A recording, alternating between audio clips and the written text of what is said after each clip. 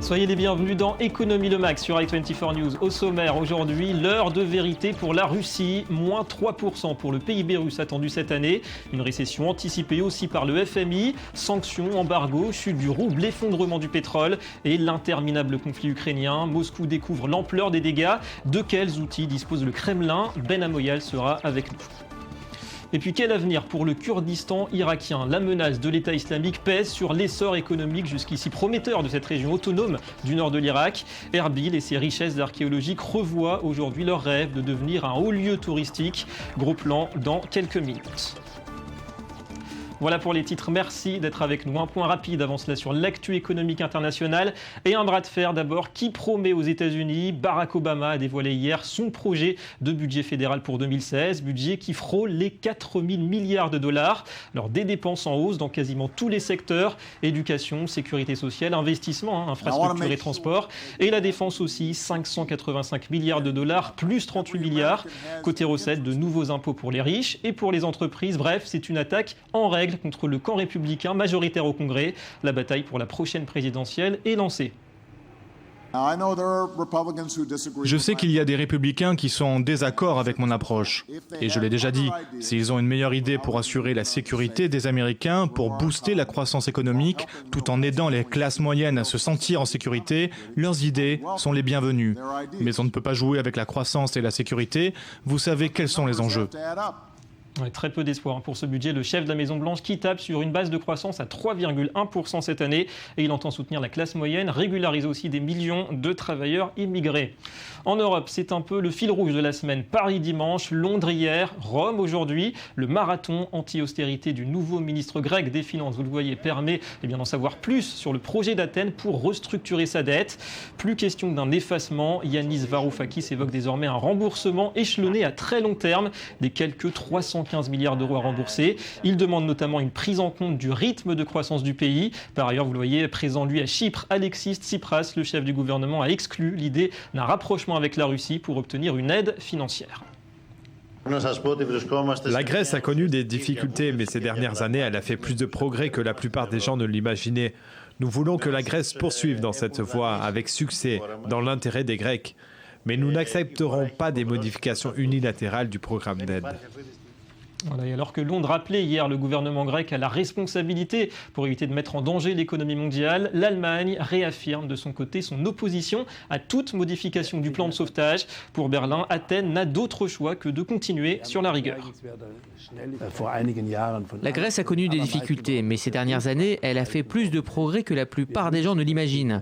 Nous voulons que la Grèce poursuive dans cette voie avec succès, dans l'intérêt des Grecs. Mais nous n'accepterons pas des modifications unilatérales du projet d'aide. Voilà, et puis qu'on se le dise, Alibaba n'est pas la plateforme mondiale de la contrefaçon. C'est le message qu'a tenté en tout cas de faire passer hier à Hong Kong Jack Ma, le fondateur du géant chinois du e-commerce. Une réaction aux accusations du puissant régulateur chinois qui lui reproche une série d'opérations dites illégales. 400 vendeurs de produits contrefaits viennent tout de même d'être arrêtés pour leurs activités sur la galerie marchande du site web. Nous ne sommes pas frustrés par les régulateurs, nous sommes frustrés par comment prouver qu'aujourd'hui, en Chine, nous pouvons avoir une bonne entreprise, avec la même transparence, les mêmes valeurs et missions que les grandes sociétés d'Internet dans le monde. Nous ne voulons pas être vus par le monde comme une plateforme de faux produits.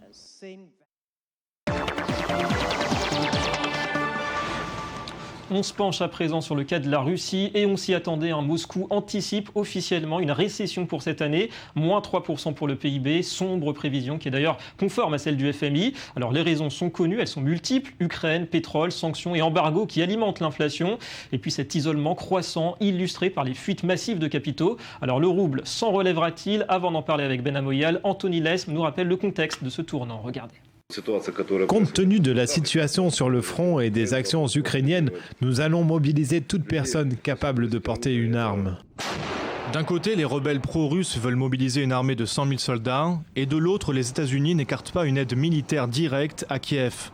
Plus que jamais, l'Ukraine s'enfonce dans un conflit aux allures de guerre froide. Bien, je ne pense pas que quiconque veuille entrer dans une guerre de proximité avec la Russie. Et ce n'est pas l'objectif. Notre objectif est de changer le comportement de la Russie. C'est pourquoi les sanctions ont été mises en place. Pour Washington, les sanctions produisent déjà leur effet. Preuve en est les perspectives pour 2015, une croissance négative à moins 3,2%, une inflation à 12% et une baisse des investissements à 13%. Signe fort retenu par la Maison-Blanche, la hausse par la Banque centrale russe de ses taux d'intérêt à 17% afin d'endiguer la chute du rouble. Je pense que cela démontre qu'il y a comme un parfum de chaos dans l'économie russe et dont l'origine est pour beaucoup dans les sanctions internationales contre un régime porté par un président qui a laissé faire. Si la semaine dernière, Moscou a ajusté la hausse de ses taux d'intérêt à 15%, il n'en demeure pas moins que l'économie russe cherche une issue au ralentissement de son économie. Ralentissement provoqué par les sanctions internationales, mais aussi par la chute du cours du pétrole. Bien sûr, nous ne vivons pas un moment facile, mais rien n'était inattendu, on s'attendait à tout ça. La crise était prévisible et des mesures ont été prises pour stabiliser la situation au cours de l'année. Première mesure adoptée par Poutine, injecter directement plus de 20 milliards de dollars, essentiellement dans le secteur bancaire et dans celui des retraites. Si le pays joue la carte de la relance, Moscou a aussi prévu une réduction des dépenses budgétaires de 10% en 2015 et de 5% pendant les 3 années suivantes. Reste que c'est bien le risque d'un chômage massif qui inquiète la population. 100 000 personnes du BTP ont déjà été licenciées et les plans sociaux se multiplient un peu partout dans le pays. Cette nouvelle pression pourra-t-elle faire lâcher du terrain à Vladimir Poutine, qui de jour en jour s'isole davantage sur la scène internationale, mais aussi nationale ? Voilà, isolement et pression aussi grandissante, visiblement, des milieux d'affaires avec des milliardaires russes qui voient leur fortune se réduire. On parle de tout cela avec Ben Amoyal. Bonjour. Bonjour. Bienvenue à vous, gérant de portefeuille chez Premia Capital. Alors Ben, c'est pas la première fois que la Russie affronte une crise sérieuse. Est-ce que cette fois, les solutions risquent peut-être de manquer ? Est-ce que la Russie n'est plus tout à fait peut-être maître de son destin aujourd'hui ? Non, elle est toujours maître de son destin dans le sens où si demain la Russie veut se retirer de l'Ukraine, trouver un pourparler sur la Crimée, etc., c'est toujours des solutions qui politiquement sont envisageables. Côté sanctions, ça. Côté, voilà, exactement. Je ne pense pas qu'à un moment donné, si la Russie est vraiment au pied du mur, que les sanctions tombent, etc., qu'elle va aller dans le gouffre et qu'elle va continuer pour des revendications territoriales à mettre son économie à mal. Ouais. Vous pensez qu'elle mettra le frein à un moment donné, avant la catastrophe ? Je pense que dans le jeu politique, je ne suis pas un expert politique, plutôt économie, mais dans le jeu politique, je pense que plus on en montre, plus on sort les dents, plus après on arrive à voir et à jauger l'adversaire. Ouais. Donc je pense que la Russie s'arrêtera là où, au moment où elle verra que tout le monde vraiment est contre elle. Là, il y a encore des gens qui sont encore un peu de son côté. Donc ça Alors on a dit Ben aussi, fuite des capitaux, chute du rouble, la baisse aussi du pouvoir d'achat. Est-ce qu'il reste quand même quelques fondamentaux à cette Russie pour pouvoir peut-être envisager un redémarrage, une reprise dans un an ou deux ? Je ne sais pas si vous regardez le taux d'endettement de la Russie, mais comparativement à la France, aux États-Unis, il y a de la marge. La Russie est endettée à 10% à hauteur de son PIB, donc ce qui est ridicule. Donc elle a beaucoup de réserves, il faut le savoir aussi. Elle a du pétrole, elle a du gaz, elle a toutes sortes de matières premières qui va l'aider. Alors même si le prix de ces matières premières est très bas. Vous savez, je vais vous dire quelque chose que je pense sincèrement, Mr. Poutine, c'est un joueur d'échecs. Je pense qu'il a préparé ça depuis pas mal de temps et qu'il est en train de mettre main basse sur des compagnies qui étaient russes et qui ne lui appartenaient pas de façon un peu détournée et à moindre coût. De poker, ouais. Voilà. Par contre, on peut dire aussi que S&P 500 a dégradé la note souveraine. C'est quand même un indice aussi, malgré cette dette, vous dites, qui est quand même assez... Oui, en fait, si vous voulez, S&P, moi ça me fait rire, parce qu'à chaque fois que je vois du S&P ou du Moody's qui dégrade des États ou même des entreprises après que le feu soit passé, ça veut dire, si vous voulez, ça fait 3 mois quand même qu'une obligation Gazprom ou Rosneft, ou ce que vous voulez, traite en fonction des maturités entre 6 et 10% d'yield. On est bien en dessous du triple B-, et on attend vraiment le dernier moment pour dire, voilà, S&P a dégradé... donc vous n'êtes pas spécialement inquiet, je vois ça. Est-ce qu'on peut dire quand même que définitivement c'est aussi l'absence d'une diversification réelle de l'économie, sortir un petit peu de la rente pétrolière, qui peut coûter au final une génération perdue côté croissance aussi ? Non, je pense pas, parce que derrière, si vous voulez, moi je vois ça en tant qu'investisseur. Pour moi, la Russie, ça reste un terrain de jeu qui est formidable. On a des rendements qui sont hyper intéressants. On a un risque qui est quand même assez maîtrisé, même si ça peut descendre très rapidement. Mais il y a une économie, ça paye. Je pense pas que la Russie ira vers le défaut. Aucun intérêt politique, économique à faire ça.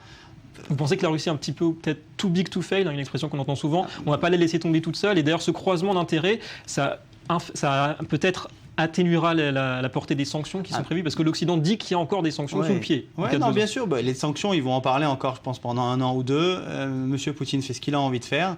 Les investisseurs sont, même si les titres russes, que ce soit sur le marché action, le marché obligataire, ont beaucoup souffert ces derniers mois, je ne pense pas que ça va causer beaucoup de problèmes à l'économie russe. Ça en cause. Et mondial? Mondial, oui, parce que, si vous voulez, j'essaie toujours de rationaliser les choses. Vous avez une économie russe qui, pour moi, va bien. Il y a juste sur la scène internationale, ça foire complètement. Derrière, il y a des investisseurs qui sont attachés quand même à la Russie et qui investissent dedans. Et la Russie a des revendications territoriales. Voilà, c'est un petit peu... Et d'ailleurs, 12 février, un sommet européen avec un risque peut-être de nouvelles sanctions. Est-ce que vous pensez que tout ça, ça va pousser la Russie peut-être à se tourner vraiment politiquement vers la Chine, vers l'Iran aussi, le Moyen-Orient? Un nouvel équilibre mondial à deux sortes? Je pense qu'ils vont se tourner vers toutes les personnes ou tous les États qui ne leur tournent pas le dos. Voilà, ça va être des choix un petit peu comme avant, la guerre froide. Non, ce ne sera pas des blocs, ce sera des intérêts en dessous de la table, des intérêts ponctuels sur un deal ou sur une activité. Voilà, ce ne sera pas le grand amour. Merci beaucoup Ben Amoya pour ces analyses. Mais direction le nord de l'Irak maintenant, dans la région kurde autonome qui était parvenue à s'imposer comme un havre de stabilité et même de prospérité. C'était avant les attaques de l'État islamique. Erbil, capitale provinciale, subit de plein fouet les conséquences du climat d'insécurité. Les touristes s'y font de plus en plus rares et ce n'est pas l'unique problème. Les autorités locales confrontées aussi à la chute des cours du pétrole et à la hausse drastique des dépenses militaires. Johanna Citruc. Depuis juin dernier, elle est classée au patrimoine mondial de l'UNESCO. La citadelle de la ville d'Erbil. 2014 devait être l'année du décollage du tourisme pour la capitale du Kurdistan irakien. Nous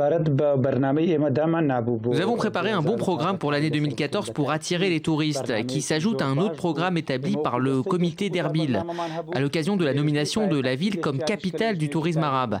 80 programmes différents ont été préparés pour attirer les touristes. Mais c'était sans compter sur l'offensive de l'État islamique. Même si Erbil est pour le moment épargné, l'avancée des djihadistes dans le pays a entraîné l'arrivée massive de réfugiés dans la ville et a fait fuir les voyageurs. Bien sûr, les attaques du groupe État islamique ainsi que la crise financière ont fait souffrir le gouvernement du Kurdistan qui ne reçoit pas le budget provincial de Bagdad. Ceci a engendré des séquelles sur nos programmes déjà établis et sur le nombre de touristes. En 2014, environ 4 millions de touristes étaient attendus. Mais la plupart d'entre eux, effrayés par les combats aux alentours, n'ont jamais mis les pieds à Erbil. Une situation difficile pour les professionnels du secteur. 72 hôtels et restaurants, y compris des hôtels 5 étoiles, ont fermé leurs portes en raison du manque de touristes visitant le Kurdistan. Du coup, de nombreux travailleurs ont perdu leur emploi et sont rentrés chez eux. Pourtant, 1 an plus tôt, le secteur était en pleine expansion. En 2013, le tourisme représentait $1 milliard.